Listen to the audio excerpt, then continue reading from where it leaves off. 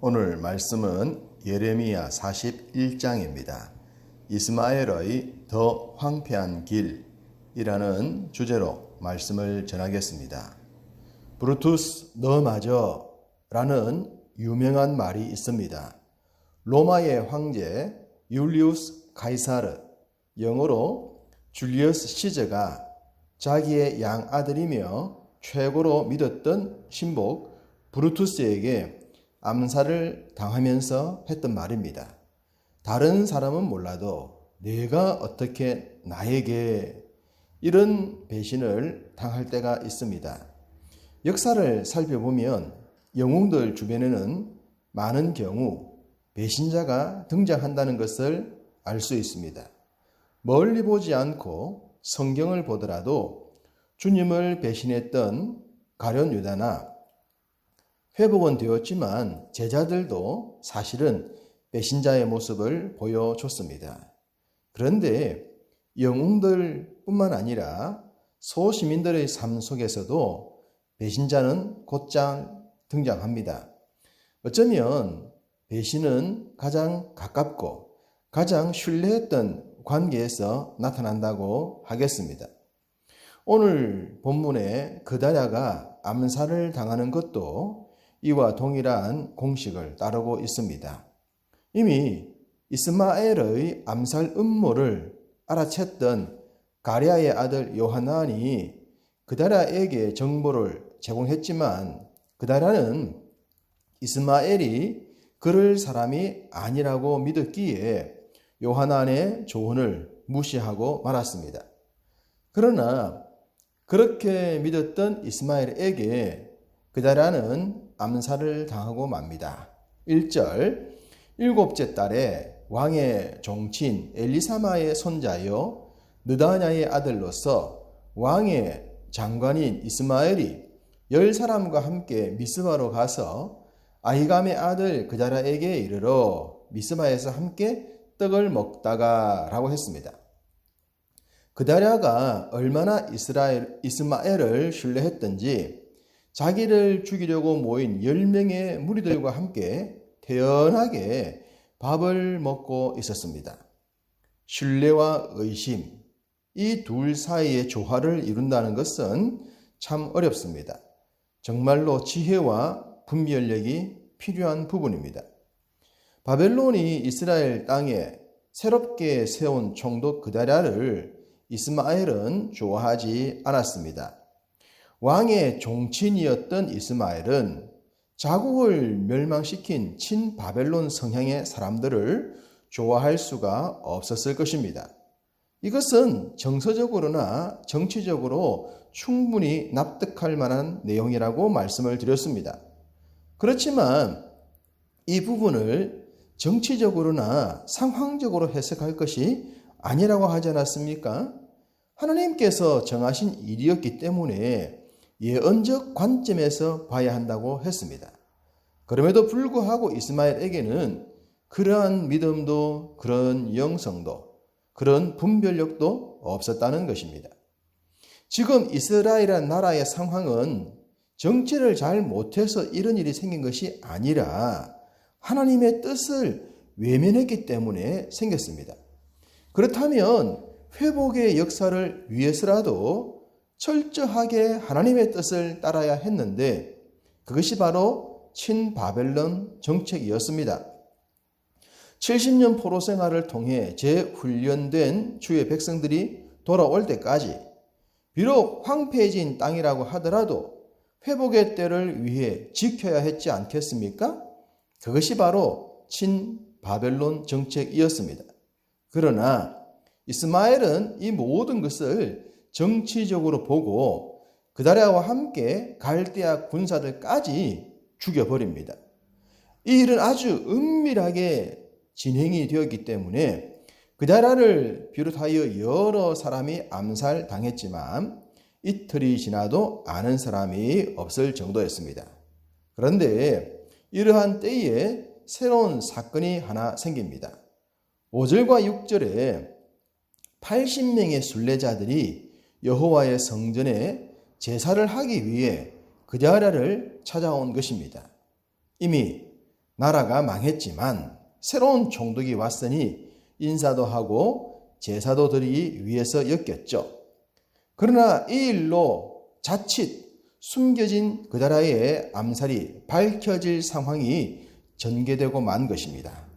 그러자 이스마엘은 그다라를 대신하여 친히 그들을 영접했는데 울면서 그다라에게 인도하겠다라고 성경은 기록하고 있습니다. 그다라가 직접 나와야 했는데 이스마엘이 눈물을 흘리면서까지 영접을 하자 순례자들은 그만 그다라를 대신하여 이스마엘을 믿고 그를 따를 수밖에 없었던 것입니다. 이렇게 순례자들을 안심시킨 후 자신을 따라오는 이 순례자들을 죽여버립니다. 그 중에서 10명은 자신이 감추어뒀던 예물을 주고 겨우 생명을 건집니다만 70명은 다 목숨을 잃고 맙니다. 이스마엘은 자신의 정치적 욕망을 위해 그다라를 암살했습니다. 그런데 예기치 않게 순례자들이 찾아오자 자신의 잘못을 숨기기 위해 하지 말아야 할 끔찍한 일까지 범하고 맙니다. 자신의 생각에 바벨론에 항복하는 일이 옳지 않게 보였을지라도 하나님께 제사하는 것은 거부할 수 없었을 텐데 말입니다. 죄가 또 새로운 죄를 만들게 함을 보여줍니다. 70명의 순례자들을 죽이고 10명이 숨겨놓았던 양식을 챙긴 이스마엘은 미스바에 남아있던 여러 사람들을 붙잡고는 암몬 자손에게 가려고 합니다. 일종의 정치적 망명이었는데 많은 무리를 데리고 가면 자신의 입지가 더욱 돈독해질 것이라고 생각을 했던 것 같습니다. 이렇게 이스마엘의 악행이 순적하게 진행되고 있을 때에 드디어 그의 악행이 요하난의 귀에 들어가게 됩니다.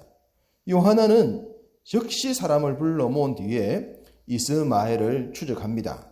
만약 이대로 이스마엘을 놓치게 되면 그 뒤 모든 책임은 남아있는 사람들이 져야 하지 않겠습니까?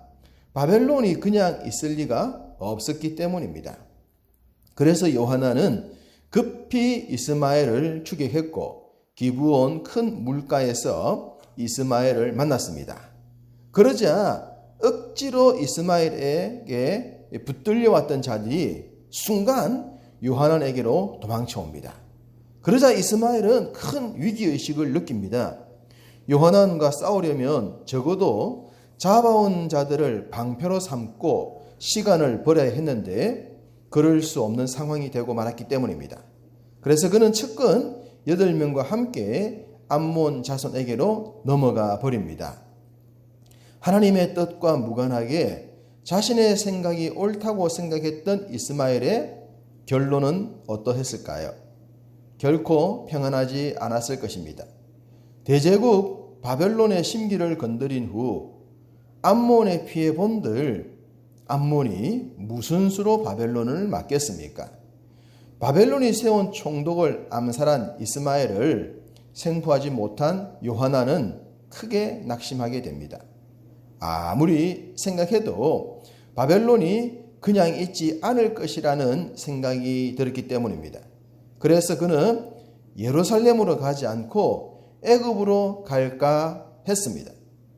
17절을 보시면 구출해낸 사람들과 함께 애굽으로 가려고 게롯 길함에 머물렀다라고 합니다.